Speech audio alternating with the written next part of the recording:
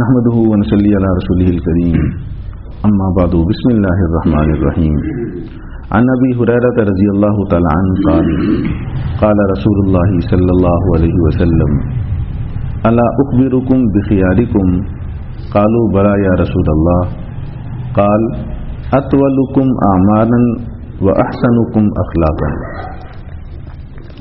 حضرت ابو ہریرہ رضی اللہ تعالیٰ عنہ سے مروی ہے، فرماتے ہیں کہ حضور نبی کریم صلی اللہ علیہ وآلہ وسلم نے ارشاد فرمایا الا اخبرکم بخیارکم، کیا میں تم میں سے سب سے بہترین لوگوں کے بارے میں تمہیں خبر نہ دوں؟ قالوا بلا یا رسول اللہ، صحابہ اکرام نے عرض کی کہ یا رسول اللہ کیوں نہیں، آپ ضرور بتلائیے.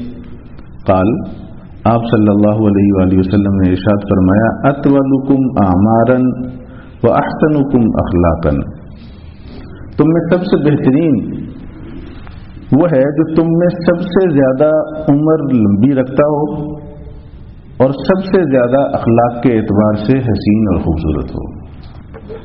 حاصل یہ ہے کہ بہترین انسان کی پہچان کیا ہے